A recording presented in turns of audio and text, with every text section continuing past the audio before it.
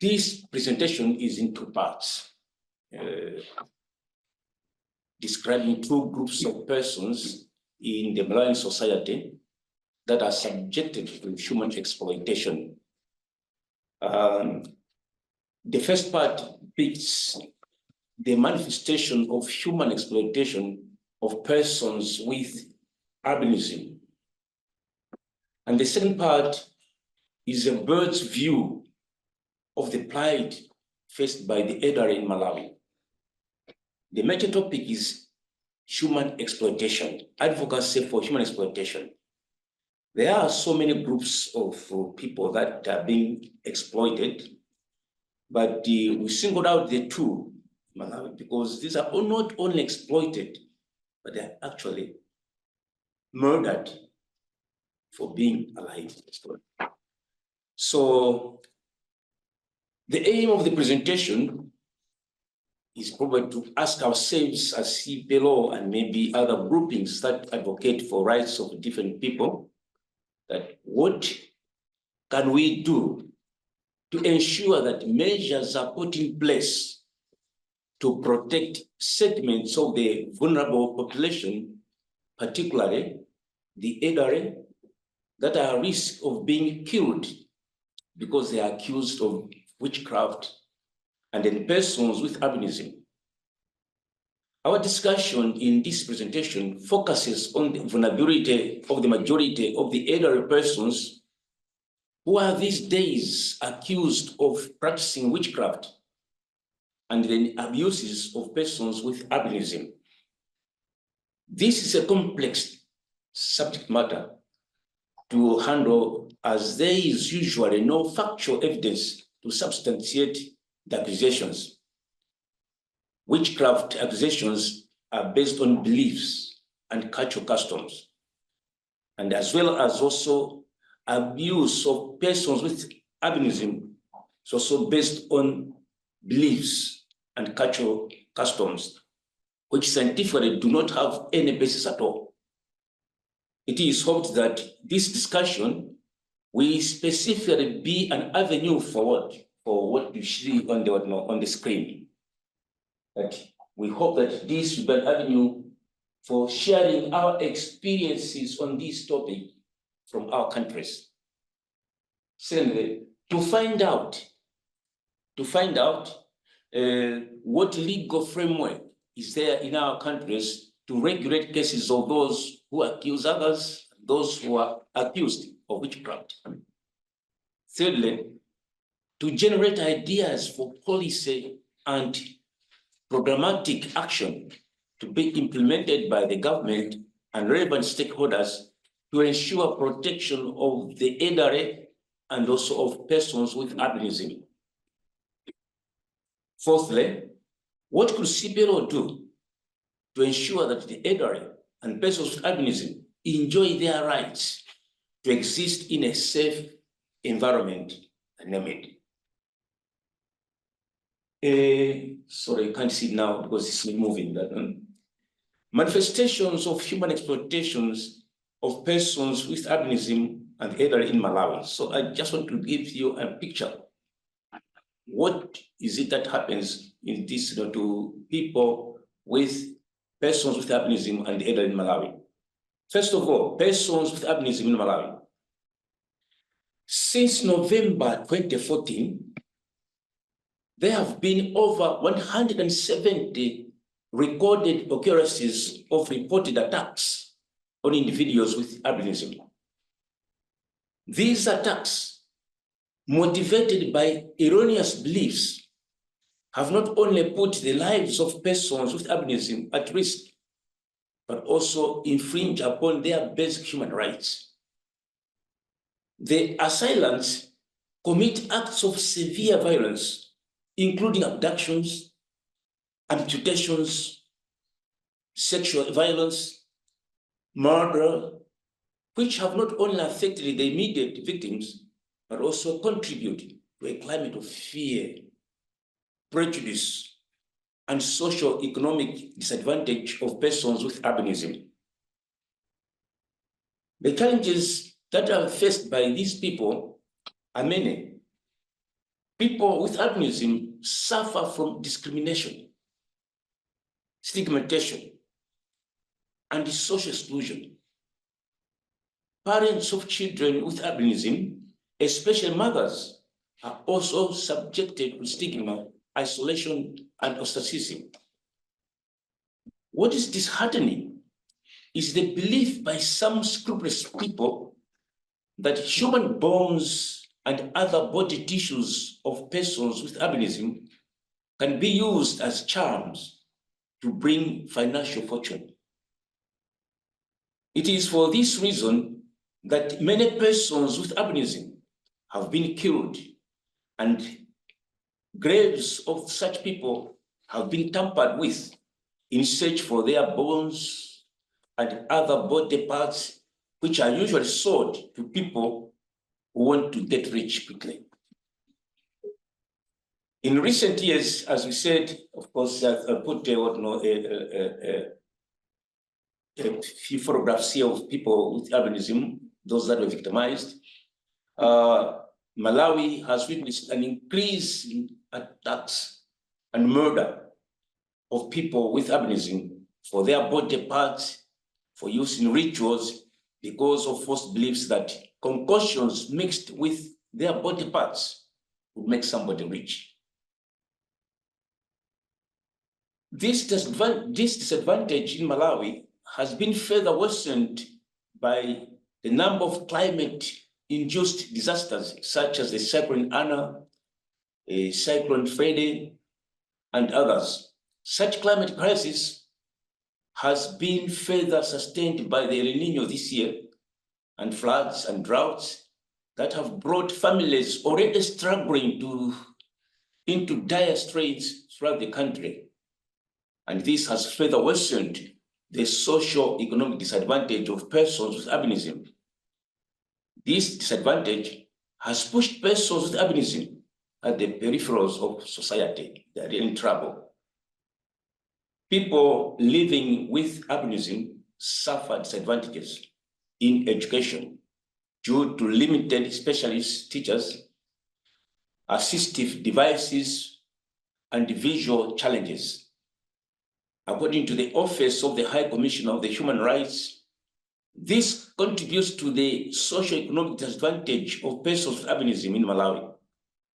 Reaffirming this position, an evaluation report on the project that was carried out indicated that most people living with albinism live in extreme poverty, and they are faced with dire economic circumstances of surviving below the poverty line.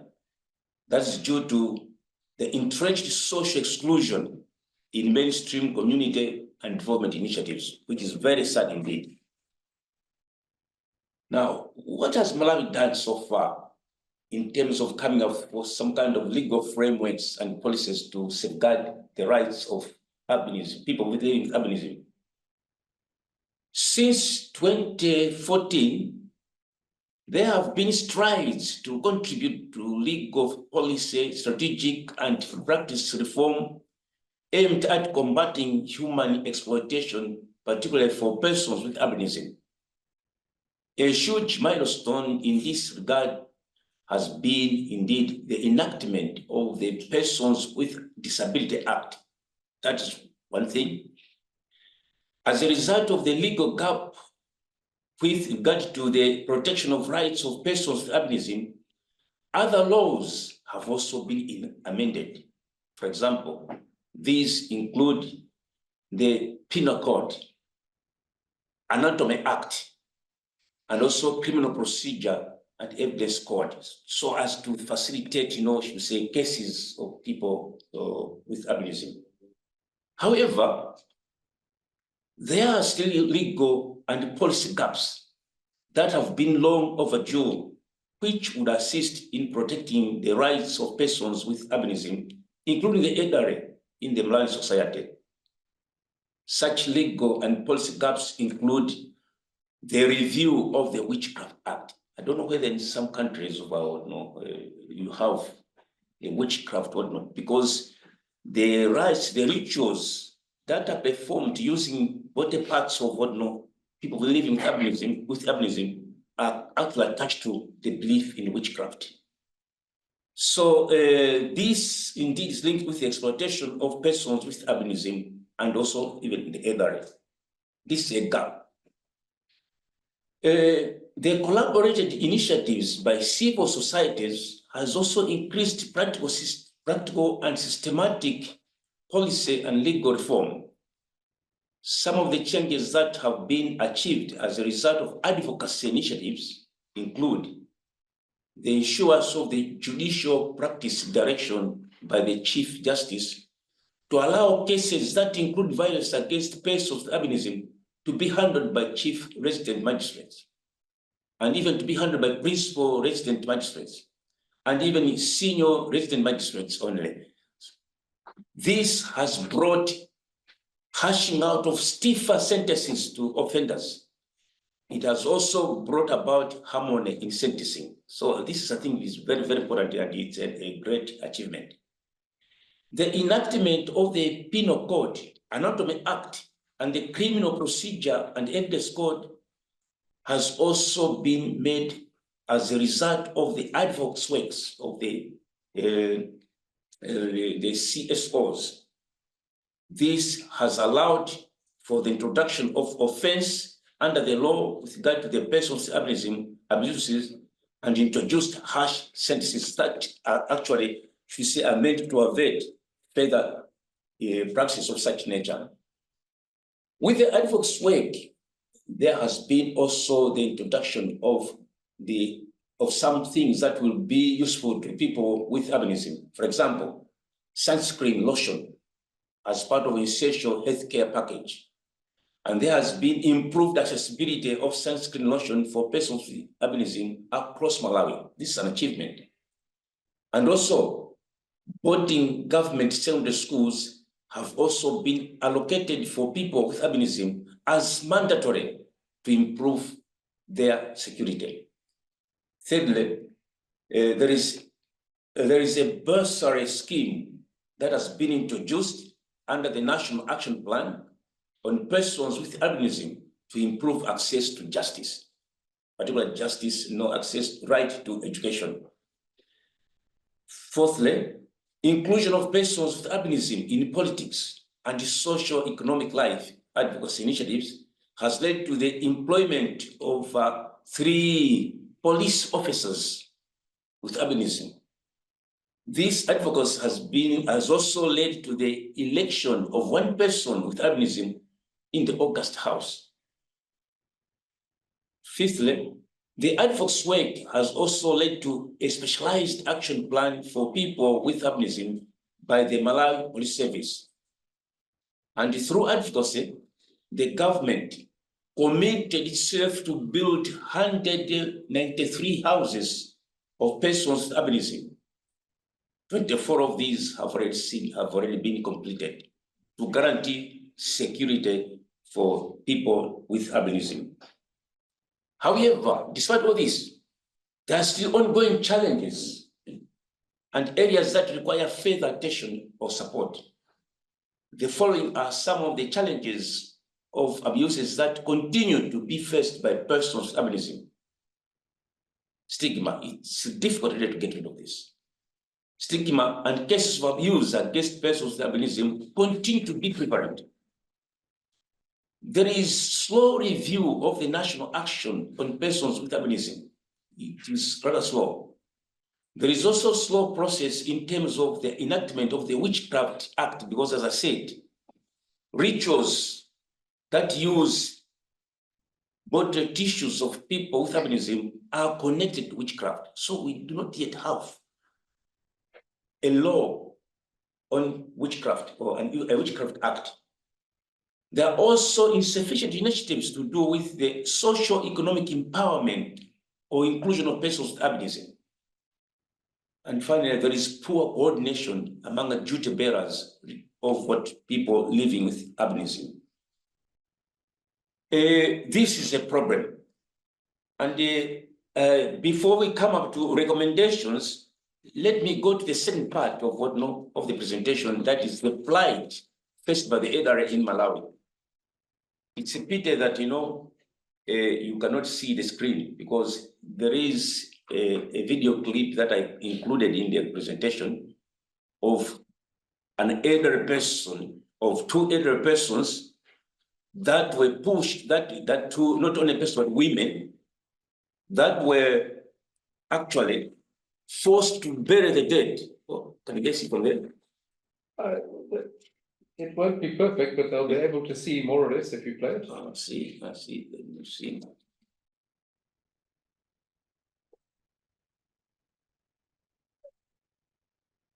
Look at the two women who are burying a dead person who died here in South Africa. And here in South Africa, it was confirmed that he died of high blood pressure. But back at home, they had identified these women, these two old women, as the thieves, not thieves, as the witches that caused all that, caused that death for that man. And the poor women were forced to bury the person.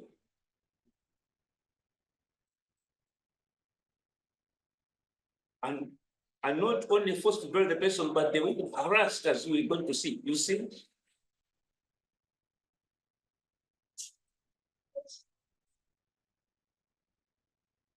This is a true story, you know, that, besides that torture, the old man was beaten and fell into the grave.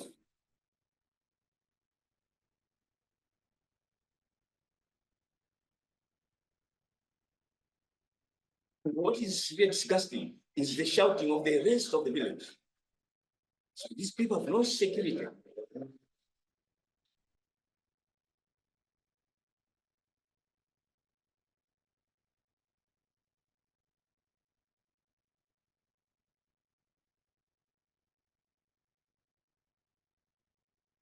So since others cannot see those who are not, going to be the maybe, well, maybe they are able to see it. You can stop the video.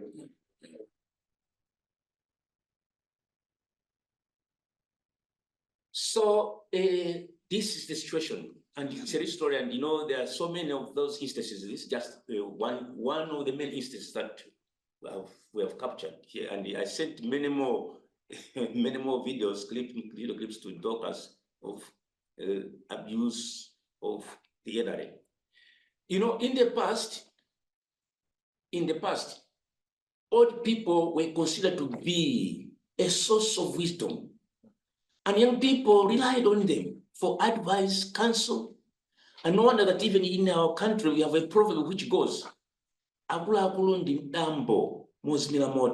the elder persons are fire breaks. They are the people that distinguish no fire or maybe what misunderstandings in society. In the past, old people were supported by the traditional family system, which is no longer the case these days. Due to old age, the elderly are economically disempowered and are oftentimes discriminated against. For example, they cannot be employed. They are denied certain privileges in society, like you can't join a medical scheme. At my age, there's nobody who's going to take me to join their medical scheme. And they are not accorded proper medical treatment, because sometimes when they go to the hospital, they say, you're just going to waste medicines for the young ones who have to be productive in society. And they are oftentimes deprived of food and other social necessities. And worst of all, they are oftentimes accused of being witches and are not included in the government pension scheme. Okay. In this way, their human rights are violated against. And the situation on the ground indicates that they live in abject poverty that dehumanizes them. And again, you can see there, it's quite common these days. You can see that photograph there. It's quite common these days to see a scenario of old people in Malawi taking care of orphaned grandchildren, but accused of being witches. It's common to see grandparents taking care of grandchildren in a house such as that one. But what is funny is the next no. We may be surprised to realize that 4 children of this grand woman who is living in that house, 4 of them are driving expensive cars in town.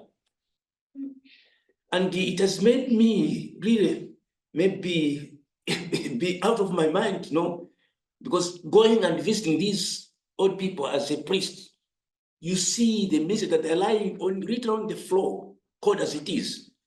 But when they die, look at the coffin that they're putting, then the number of cars that come for the funeral. And I asked, whoa, from where are these cars? No, these are grandchildren and so forth. Where were they when this poor lady was alive? This is a reality. This is a reality, and it has made some of us preachers to preach badly, to become kind of prophets of doom during finishes of people of that nature. So the present situation of the area in Malawi. In Malawi, the population of older persons is on the increase, fortunately, because people are able to live longer. The 2018 population and housing census report shows around 1 million older persons, that is representing 5.4% of the national population. So in absolute terms, the number of older persons has almost doubled since 1987. Now, for everyone, no. So old age in Malawi is often characterized by extreme poverty, poor housing conditions, loss of dignity, and become victims of difficult circumstances, including providing care and support to vulnerable and orphan children. And yet they're accused of being witches. So this is really a challenge. In Malawi, there have been multiple reported cases of elderly persons being murdered or abused, often under the accusation of witchcraft. A notable case from Nyasa, that's what I don't know. In July 2023, Nyasa Times reported that 10 elderly persons were killed between January and June 2023. And by December 2023, 25 older persons had been murdered, raising concern among human rights organizations like CCJP, CPLO, and the Malawi Network for Older Persons organization.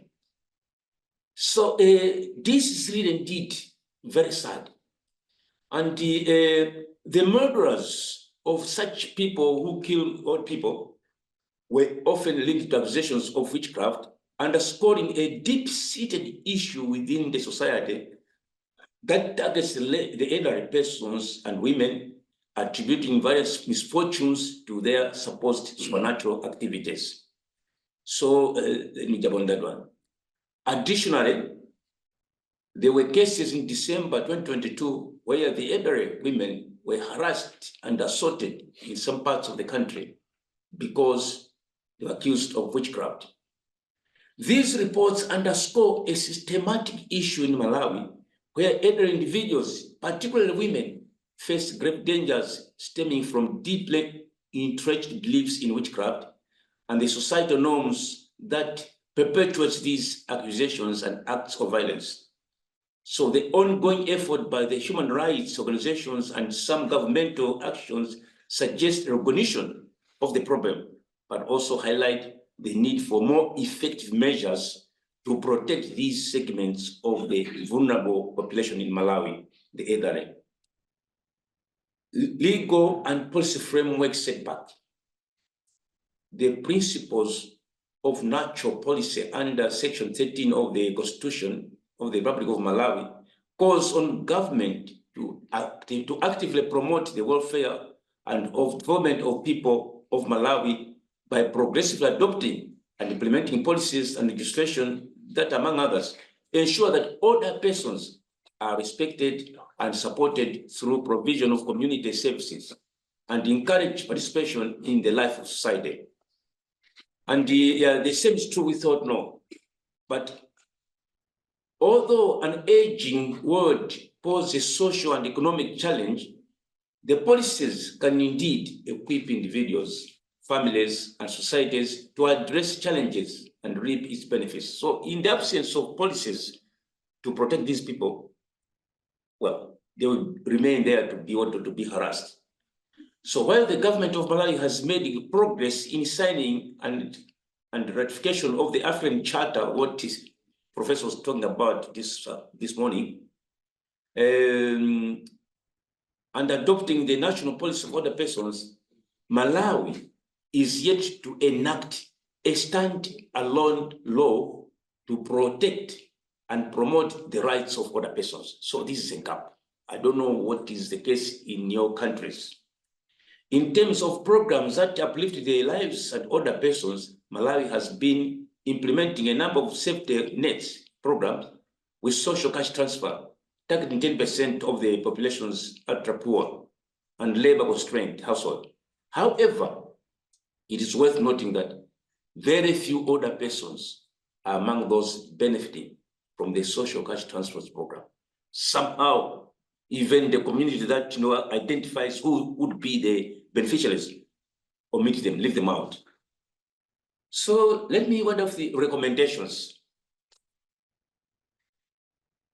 75 years ago, the United Nations General Assembly adopted the landmark Universal Declaration on Human Rights, the first document articulating the fundamental human rights to be universally protected. Protection of the rights of older persons and other vulnerable persons, such as those living with albinism, is key to ensuring that no one is left behind in all development endeavors. So based on this declaration, governments should ensure that a recommendation that we are making, 1, conducive environment. Friendly environment is important to ensure older persons and those with albinism safety, health, and independence. Affordable housing and accessible transportation, for example, can help such persons to remain active members of society. Exposing and investigating and preventing discrimination, abuse, and violence against this group of people is also critical. This will facilitate identification of complaints, handling mechanisms, and referral pathways in institutions like the Malawi Human Rights Commission. So that's one word no. Number 2, social patience. Many older and marginalized persons require care, which falls in their families. However, declining fertility of the rapid urbanization changed traditional family relations, sometimes increasing the burden of the traditional family support network. As the number of older and other vulnerable persons grows, families will need support with caregiving. It is increasingly important to ensure social protection for these people. Social pensions can reduce the poverty faced by too many older people and those with albinism, assisting not only older persons and other vulnerable groups, but also their entire households, and even helping to break the intergenerational cycle of poverty. I liked what Professor said this morning about that we have a law, but there is also need for a system to ensure that this is implemented. Number 3, integrated care. Integrated approaches to mental and physical health care for older persons and persons with albinism are needed, including using aging centers. We don't have a single aging center in Malawi, and which provide easy access to services and more opportunities to socialize. The needs of the elderly and other vulnerable persons include pastoral care. Now, this I think is important for us, particularly also the clergy. Pastoral care, family support, home safety, medical needs, cognitive health, mobility, personal hygiene, meal preparation and social interaction. And then 4, there is need for victim support services. I know like in Malawi, they have already started the victim support services in the police centers, but they need to be strengthened. Strengthening victim support units for to track the safeguarding of elderly people and persons with albinism in our communities is necessary. Responsible organizations such as the police should be responsible at all levels, and all their structures as they collaborate with other stakeholders to ensure the protection of the rights of the elderly and people with albinism. 5, programming. There is need to strengthen programming to reduce elder and other vulnerable groups abuse in providing policy guidance and technical support and advice on aging, promoting and protecting the rights of vulnerable persons, ensuring livelihood and enhancement of resilience. So these would be the, should we say, the recommendations that we are making. But finally, I would like to stress as a priest, maybe on the pastoral care for the elderly and people with albinism. 3 years ago, Pope Francis declared that the feast of Saints Anne and Joachim, which falls on 26th July, should be celebrated in honor of the elderly in our society. I hope it's happening elsewhere. Pope Francis says, life is a gift, and when it is long, it is a privilege, which is very true. And the Pope continued to say that in the Bible, long life is considered a blessing from God. Unfortunately, for some people, think that becoming old is a case as evidenced in the manner the elderly are treated in our society. The elderly are not outcasts to be shunned. Neither are people living albinism to be considered as outcasts. And because they too are living signs of God's goodness in our society. Homes where older persons live and homes where people with albinism live should be encouraged, because blessed are the family that honors the elderly and other people, vulnerable persons in society. So that's why pastoral work is important. And in our place, the bishops of the Malay Conference, the Bishops' Conference, had a session. They observed that they heard that a long discussion on the plight of old people and people living with albinism in Malawi. So they learned dismay that Malawi has slowly become a death threat for and dangerous country to live in for these two groups of people. So the recent reports were really alarming. So it is for this reason that the Catholic bishops in Malawi, on behalf of the entire church in Malawi, requested government through CPLO to initiate a universal old pension scheme in Malawi, which would also take on board those old people that had no opportunity to be employed. A lot of effort by CCJP has been demonstrated to urge government to come up with legislation that will enhance protection of people, of vulnerable persons in society, including people with albinism. We pray that Saints Anna and Joachim intercede for us to be responsible children and grandchildren, so that our elderly, together with people living with albinism, may experience God's love through our care. Thanks for listening. I'm sorry that you were not able to also to see it on the screen, because it makes a lot of difference when you listen and also see it with your own eyes. Right. Thank you very much. Yeah, I don't know why we had that problem. There's always one technical problem, but at least the important thing is that our Zoom audience was able to see your screens. Mm-hmm. So now we have time for some questions or comments, discussion.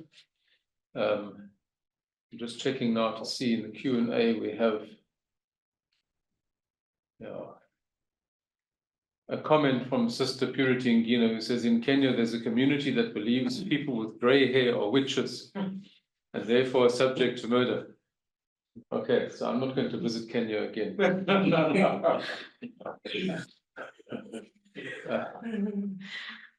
Okay, so yeah, please put your questions and comments into the chat. We're not seeing, the people in the room here are not seeing all of the chats because we can't get our main monitor to work correctly. So I'm just going to read out some of the comments that have been made. The true elderly are the source of wisdom. We need to reverse this culture of torture of the elderly. When HIV and AIDS struck Africa, old people were the parents of the orphans who brought up these children, who are now accusing them as witches, which is very sad. We need to revive those old days where we could sit around the fire with grandparents telling us stories. In that way, there'll be no room to accuse them of being witches. There'll be a bond. We also need to create awareness that people with disability, especially the one we are discussing today, albinism, are also human and should be treated with respect. And then thank you, Father, for the work that you are doing. May God reward you. Okay, so maybe we can begin with this question that you raised, the beliefs.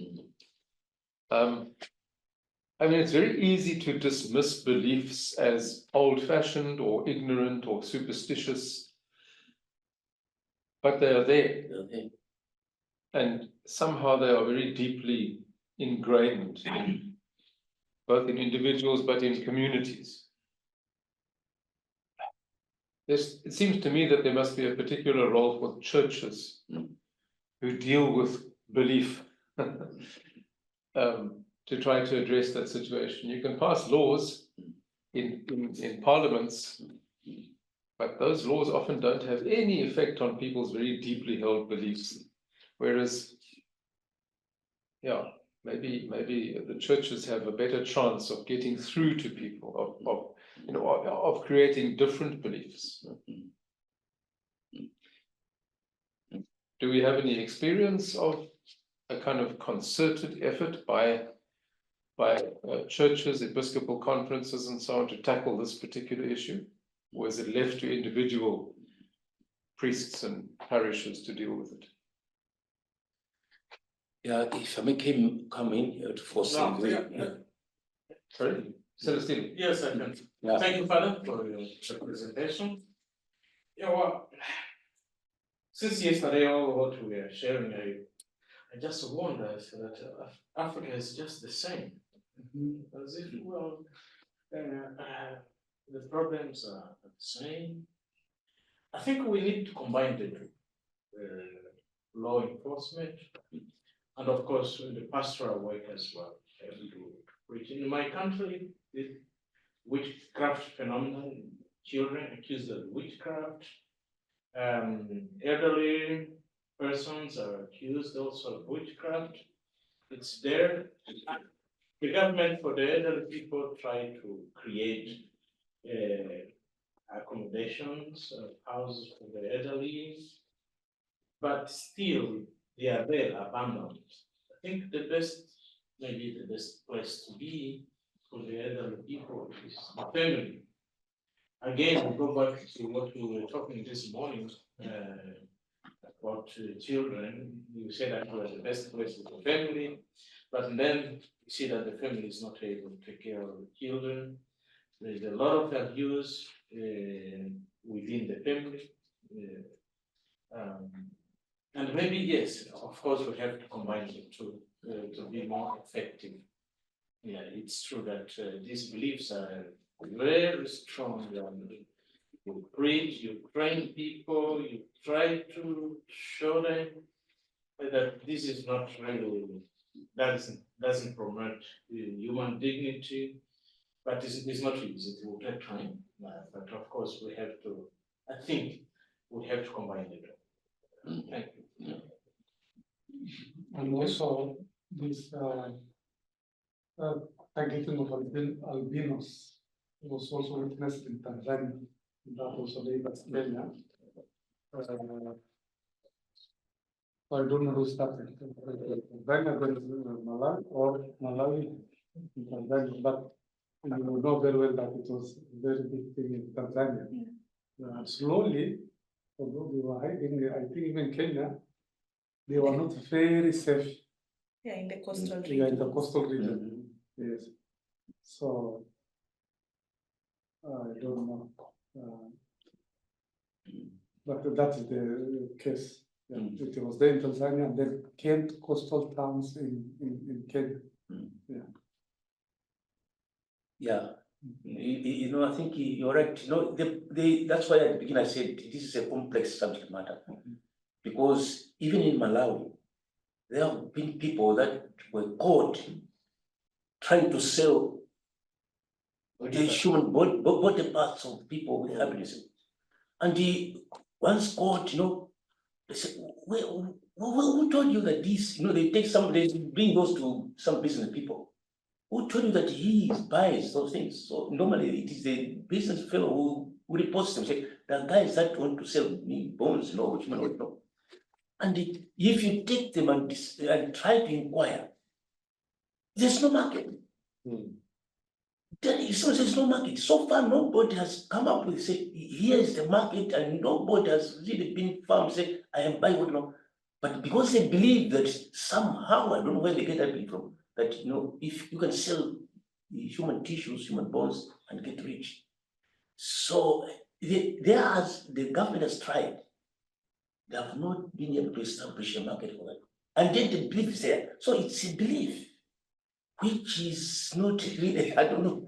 Yeah. And it's bad.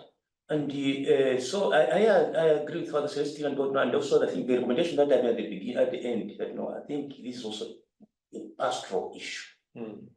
A pastoral issue, because I think when we are preaching, somehow we are appealing to the moral conscience of an individual. And believe it or not, I think the word of God can change somebody. There is a lot of things, this belief and you know what can change somebody. And if you are appealing to there's need for formation of conscience of people through pastoral services, because it is in the conscience of an individual that decisions are made.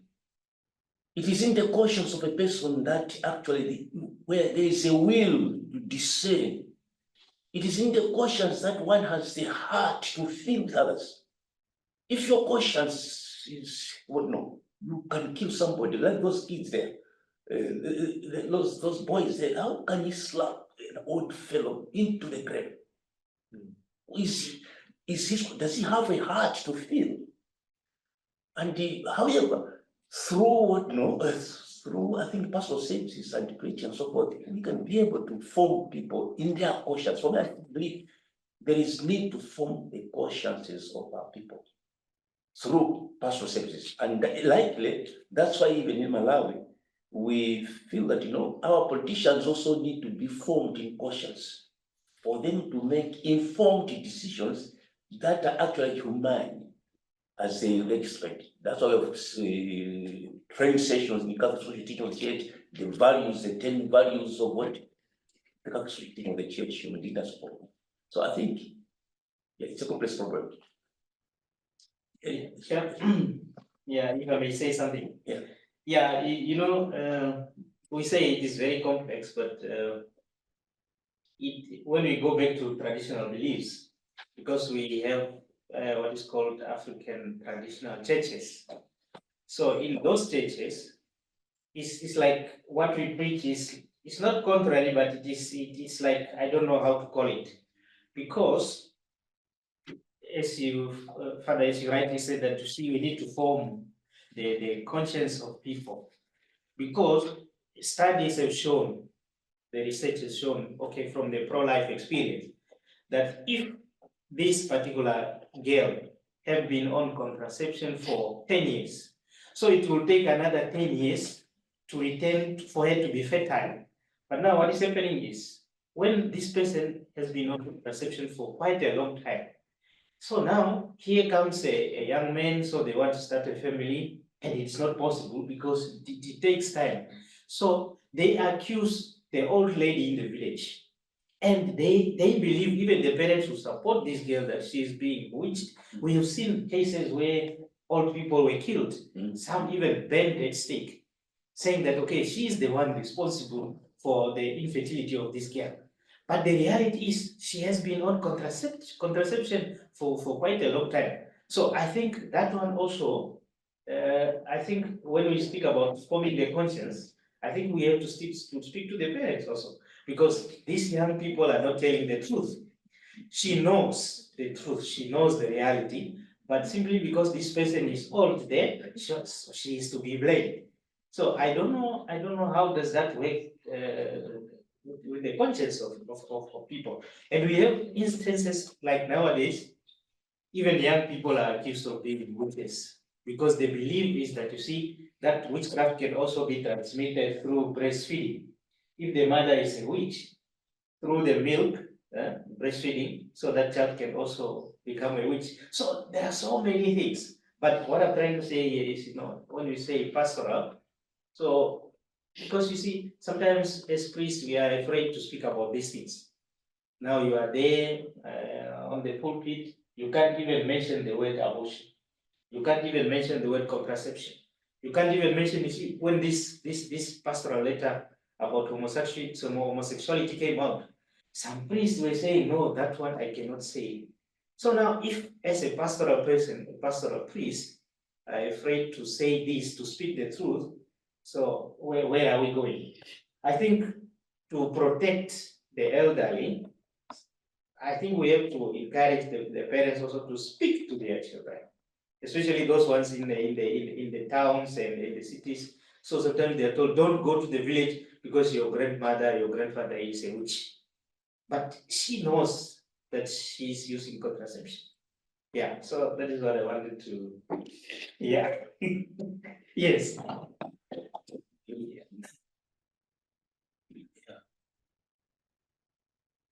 So the victims are always the elderly.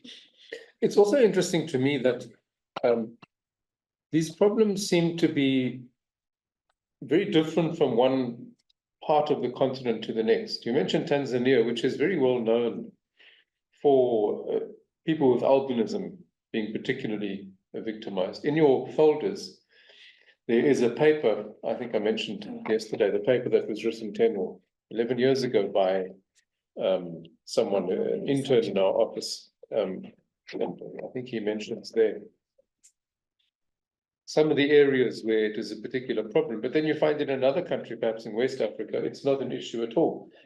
Here in South Africa, you very seldom hear of the victimization of people with albinism. It does happen, but it's not common.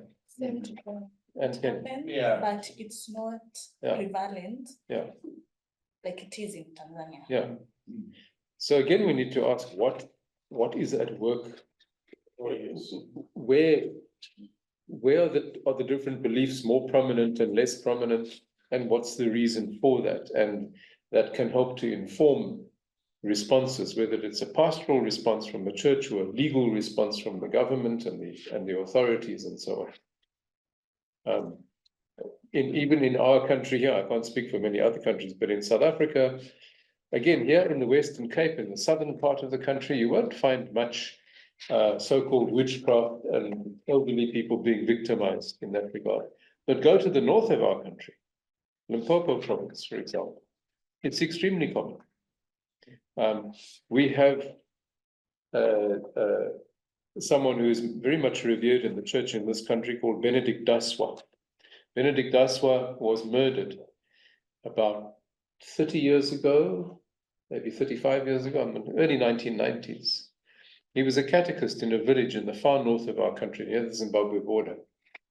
And in that village, because there were problems with the crops and the rain and so on, an old woman was identified as a witch. She had to be killed in order to sort out the problem with the rain and the crops. He, as a catechist in the village, refused and spoke out against it. And he was stoned to death. He's now Blessed Benedict Daswa. There's been one miracle attributed to him, and his cause for canonization is going ahead. But the point is, it was such a strong feeling. So he was a catechist, but a school teacher in that village as well. Someone of in a respected position, and even he, not because he was accused of being a witch, but because he spoke up on behalf of the one who was accused. He was killed. That's how strong it is. But if you move 500 kilometers, no, it's not a problem. No, some people associate, these, beliefs with education. They say,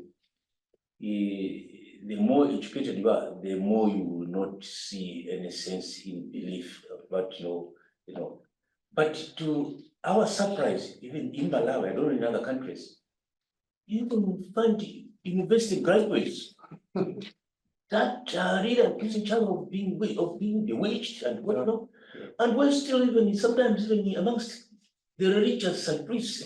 Yes. Religious and priests. So I say if a priest is in the forefront and believing that in witchcraft, they cannot eat food, together because that one. So some people associate, that indeed witchcraft, what beliefs in witchcraft, and the use of human tissues of people with albinism with education. But it's strange that some of the culprits that have been caught, university graduates. In Kenya, the government spokesman now is an albino. In Kenya, the spokesman, the official government spokesman now is an albino, Isaac Maura.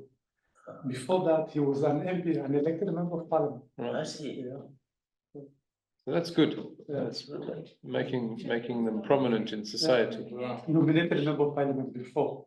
Yeah. Now is the government spokesperson. In Namibia, we had also a former member of parliament, and he's a retired bishop, Zefania Kameta.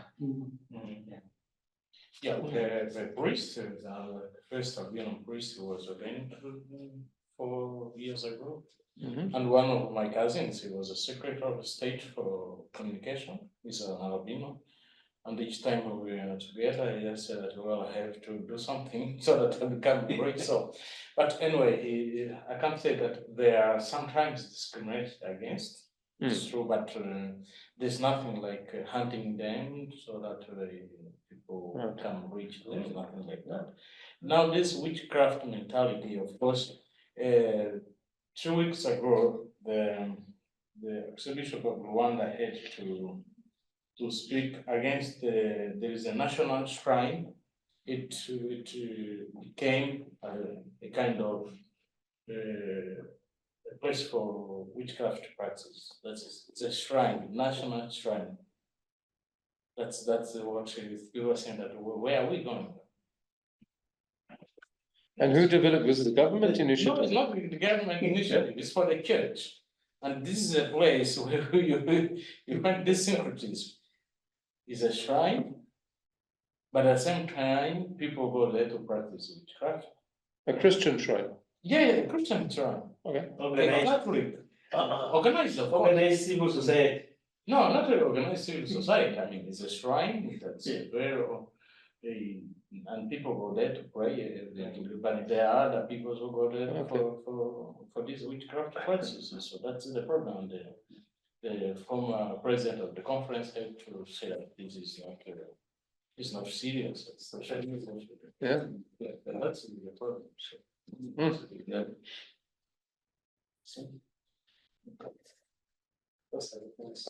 Okay.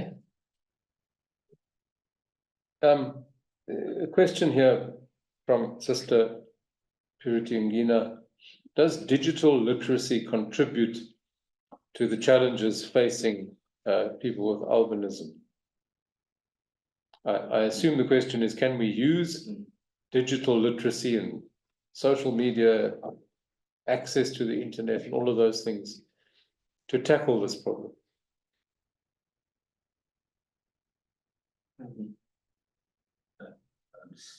Much depends. I think, digital literature can be used either positively or negatively, depending on the one who is using it. For sure, these days, I think when you reach out to many youth, particularly many youth, I don't know, using this or to propagate good messages. At the same time, maybe it's even digital literacy that has fueled up the spread of this belief. Yeah. Because those that never heard about it before, now they're able to hear it, and if you hear something 2, 3, 4 times, then you begin to You begin to Google it, and then you begin to believe it and begin to subscribe to it. So sometimes it depends on the recipient, but also the one who is using it. So I was say, yeah. However, if we could use that, to in positively to advance, or not should say, positive results regarding this. I think it's just days we can't run away from what we did. Okay, I don't see any further questions from the audience on Zoom. But please, if you do have any questions or comments, feel free to share them. Any other comments from within the room here? No?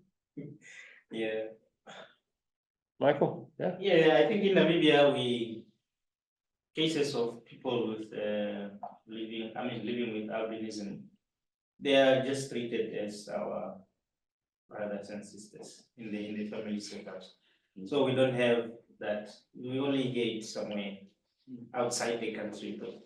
Yeah, but if you go to the northern part of Namibia, the northwestern part of Homboland, the number of albinos are actually increasing. It's increasing actually because of, I don't know, because of the weather or what people say, yeah, because sometimes it is very hot there. But otherwise, we have the San people. San people, yeah, I don't know if I mentioned it in my profile yesterday, country profile, to say these are the people who are also being exploited because they don't have like permanent place to live, so they are actually taken into homes, and then they look after the cattle and this and that and that. So they are actually being exploited in that, so to say, but not like these cases of yeah. Apart from witchcraft, the elderly, yes, because when you are older, sometimes you have only 2 hours of sleep, and then the whole night this person is not sleeping, and sometimes you find them talking to themselves, and in the morning the eyes are red, and when the children look at them, they say, this one is a witch. So and then yeah, old age also is associated with witchcraft in most part of the time of the country, but not all, because we don't have this old age home. So it was introduced, but then people said, we don't want our elders to go there and so we stay with them. So generally, old age is associated with, they say, old is gold. So they are our living libraries, so to say. Bernadetta, you can go ahead and make your point. Good afternoon, good morning, good evening. I'm Sister Bernadetta from AFEXT, Association of Sisters of Kenya, working with justice and peace and integrity of creation. Thank you, Father, for that well presentation. But I just wanted to ask, it's a very pity thing when you listen to it, that as one of the sisters have said, are we going to remain young? We are also a candidate of being elderly. Now, is it possible for the church? I don't know in Malawi, in Kenya, we have what we call small Christian community, that people can be sensitized to the small Christian community. In Kenya, every small Christian community has justice and peace commissioners. So is it possible you can borrow and live from that? Maybe the Christians, from your Christians, they can be sensitized in that way. Thank you. Yes, thank you so much, sister. Yes, actually, in Malawi too, we have the small Christian communities. Yesterday, I was wearing a cloth because we are celebrating 50 years of existence of the establishment of the small Christian communities. It was, I think it's in the Kwamese region, and it was inaugurated in Malawi. So yes, this, I suppose, I think you are right that the small Christian communities be very good avenues for us, for people, for the church to share this knowledge that we are sharing here, and also maybe to try and educate our people concerning the evils of of abuse of the elderly and the people with albinism. So you are right. That's part of the reason why I think the small Christian communities were instituted, were started to give people a chance to discuss, not only to listen to homilies, but also to participate, inspired by the word of God. You are right, sister.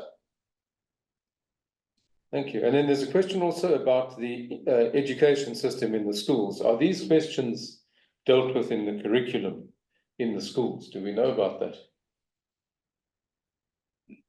Certainly not in Malawi. To begin with, as I said, we do not even have an act, Witchcraft Act, enacted. I think up till now we are using the one of 1911, which was enacted by the colonialists. I know that there is they have worked out on a Witchcraft Act, which is yet to be signed, I think, by the president. But even that, some people say it has its own weaknesses because you can't put your finger onto the issue of witchcraft. Because it's more of a belief that is translated into practice. Maybe what you can put your finger on is the practice, but not really the belief. So it's really complex. It's really complex. So I would imagine that it would be difficult for the government, for the education department to mainstream this into the syllabus, into the curriculum. It would be very, very difficult. But I don't know, I'm not an educationist, but it would be a very difficult subject, to be included in the curriculum. Yeah, and that's really a challenge. Somebody made a joke the other day saying that if witchcraft is real, why are they not getting into the bank and then get the money? Yeah. Yes. Yeah. That's a story for another day. That's okay. Okay, thank you. I think I'm going to bring it to an end at that point. Thank you to all those of you who joined us on Zoom, and we hope to see you again tomorrow.